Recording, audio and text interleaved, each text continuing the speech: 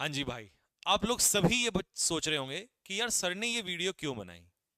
मैं अगले 2 से 3 मिनट जो ये बात बोलूंगा इसको बस एक बार आप ध्यान से सुनना। जब मैंने क्लास स्टार्ट करी तो मेरे सामने दो रास्ते थे। पहला रास्ता कि मैं बेसिक स्टार्ट करने जा रहा हूं। इस बेसिक में जैसे मान लीजिए सपोज करिए आपने कोई नाउन टॉपिक पढ़ा और उस नाउन टॉपिक में आपने सीधा पढ़ा noun is the name of person place और आपको 4 एग्जाम्पल दे दिए और आपको उसमें से नाउन निकालना सिखाया और आपने वो नाउन निकाल दिया और आप आगे बढ़ गए। फिर आपने प्रोनाउन किया, फिर आपने एडजेक्टिव किया और आगे बढ़ गए। ये क्लास करना कितना आसान था। सच बताऊं ये मेरे लिए बहुत आसान था और मैं हर बच्चे का अप्रिसिएशन लेके चला जाता इस क्लास में। दूसरी सोच मेरे दिमाग में ये थी कि भाई मैं ये अप्रिसिएशन तो ले लूंगा, लेकिन क्या मैं खुद के और इन बच्चों के साथ सही कर पा रहा हूं। तो मेरे दिल ने कहा नहीं। क्यों? क्योंकि भाई जो बच्चे जिनको ऐसा फील हो रहा है, क्योंकि मुझे पता है वो 5 से 10% बच्चे हैं जिनको ऐसा फील हुआ पहली क्लास में कि भाई ये तो सर के ऊपर से चला गया, या कुछ को ये हुआ कि शुरू में तो ठीक था लेकिन क्लास बहुत लंबी हो गई। तो बाबू ये इंग्लिश है, ये शुरू में ही दर्द देती है। मैं चैलेंज के साथ कह रहा हूं आपको। आप 15 दिन, मैंने इसीलिए मैंने क्या कहा था आपसे इंट्रोडक्शन में कि सिर्फ 15 दिन मुझे दे दीजिएगा। 15 दिन के बाद अगर तुम सभी लोगों ने ये भी कह देना कि भैया हम आपसे नहीं पढ़ेंगे, मैं सच बता रहा हूं, मैं आज भी इस वीडियो में कह रहा हूं मैं छोड़ दूंगा, मैं नहीं कराऊंगा इसको।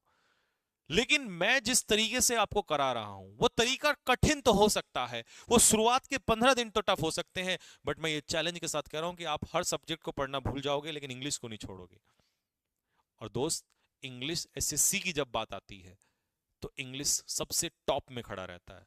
कैसे आप इंग्लिश के बिना, कैसे आप मुझे बताओ ना, कैसे आप सब इंस्पेक्टर बनोगे। सीपीओएसआई में प्री में 50 और मेंस में 200 नंबर की इंग्लिश आती है। आप एमटीएस में उठा के देखो कि 25 क्वेश्चन इतना मायने रखते हैं क्योंकि कंपटीशन इतना हाई हो गया है कि जीके में 21 22 23 बच्चा लाएगा बहुत मेहनत के बाद, और हर बच्चा 20 20 21 22 23 और 25 में से 25 की लिस्ट लगी हुई है। सीजीएल में सबसे ज्यादा 135 नंबर का सब 45 क्वेश्चन आपके इंग्लिश के आते हैं। सीएचएसएल में इंग्लिश आएगी। स्टेनो में सबसे ज्यादा 100 क्वेश्चन इंग्लिश के आएंगे। इंग्लिश के बिना तो आप पेपर ही नहीं निकाल सकते अगर आपने एसएससी को सोचा है। और जहां इंग्लिश इतनी वैल्यू रखती है, तो एक बात मैं आपसे पूछना चाहता हूं कि क्या हम उतना बेसिक जाने पे हम उसको निकाल पाएंगे? नहीं निकाल पाएंगे।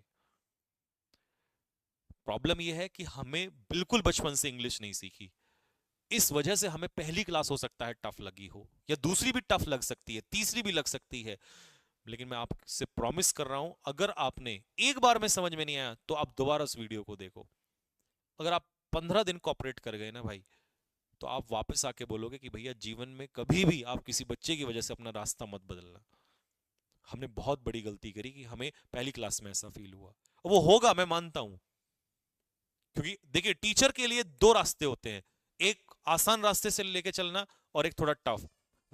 रास्ता जो आसान होगा वो खुशी तो देगा लेकिन सिलेक्शन नहीं देगा मेरे भाई। और जो ये कठिनाई वाला रास्ता है ना, आप अच्छे बच्चे से किसी से भी पूछ लेना कि मेरे भाई उस आसान रास्ते से पेपर में कुछ नहीं होने वाला है। तो अगर मैं आपके साथ ये वाला आसान वाला रास्ता लेके चलता हूं तो मैं कहीं आपके साथ गलत कर रहा हूं। तो मेरा मन यही कह रहा है कि भाई हो सकता है थोड़ा टफ लगेगा, हो सकता है प्रॉब्लम आए, लेकिन एक बड़े भाई के नाते आपको समझा रहा हूं आपको जीवन में आगे प्रॉब्लम नहीं आएगी एक बार अगर आपने पढ़ लिया तो। नहीं तो बहुत आसान था, बचने का रास्ता आपको पता है बहुत आसान है। और नहीं तो ये जितने भी अच्छे बच्चे हैं, एक बार आप इनसे पूछ के देखो, कमेंट में बॉक्स में कमेंट कर देंगे कि क्या आप उस नाउन इज द नेम संज्ञा, संज्ञा बोल दें, कई बार मन में रहता है कि संज्ञा बोल दें, विशेषण बोल दें, क्या उस रास्ते से जाके पेपर निकल पाएगा एसएससी? कभी नहीं निकल पाएगा।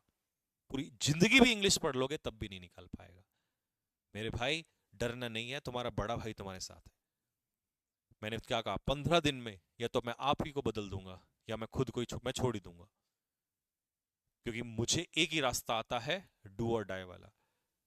या तो आप सारे उस लेवल पे आके खड़े हो जाओगे कि भैया यहीं से चलेंगे और इसी को यही चाहिए हमें, नहीं तो फिर मैं ही क्विट कर दूंगा। क्योंकि मुझे ऐसा लगेगा फिर मैं वो नहीं कर पाया आपके साथ। इतनी बड़ी बात अपने करियर को लेकर कोई नहीं बोलता, बट मैं जो भी कहता हूं दिल से कहता हूं। पिछली बार जब एमटीएस की क्लास स्टार्ट की थी ना, आज भी याद है, पहली क्लास जाके देख लेना, 1.6 मिलियन इस समय बच्चों ने देख चुके हैं उसको, वीडियो को।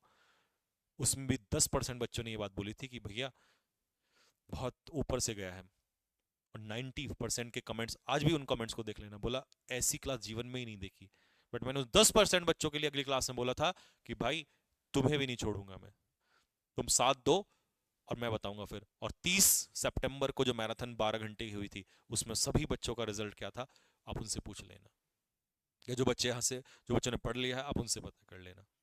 और ये जो 25 में से 25 की आप लिस्ट देख रहे हो, भाई ये यूं ही नहीं आते हैं। तो मेरे भाई आप चलो, घबराना नहीं है बस। अगर घबरा गए तो फिर जीवन में कभी चीजें नहीं आएंगी साथ में। और ये मेरा वादा है कि 15 दिन में आप जिस लेवल पे खड़े होंगे, या जो आपकी सोच होगी, ये पूर्ण रूप से बदल चुकी होगी। एक बड़े भाई के नाते मैं आपको बता रहा हूं। क्योंकि ऐसा नहीं है कि मेरी नजर कमेंट्स पे नहीं थी, मेरी नजर आपके उन कमेंट्स पे भी थी। बट मैंने वहां इसलिए नहीं बोला क्योंकि मैं क्लास में डिस्टरबेंस नहीं चाहता था। जब मैं 12 13 14 हजार बच्चे पढ़ा रहा था लाइव में, तो मैं भी ये बात जानता था कि 12 13 हजार को एज इट इज छोड़ना है तो 1 घंटे में छोड़ दो।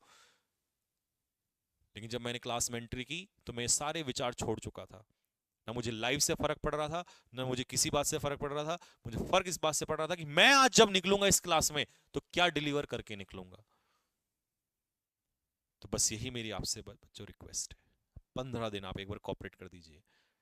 किसी बच्चे को एक बार में समझ आएगा, आप उसको 2 बार में इंटू 2 करके देख लीजिए, 3 बार में देख लीजिए। 15 दिन के बाद या तो हम मिलके बहुत आगे निकल चुके होंगे, या मैं छोड़ चुका हूं। बस यही आपसे कहना था। जय हिंद।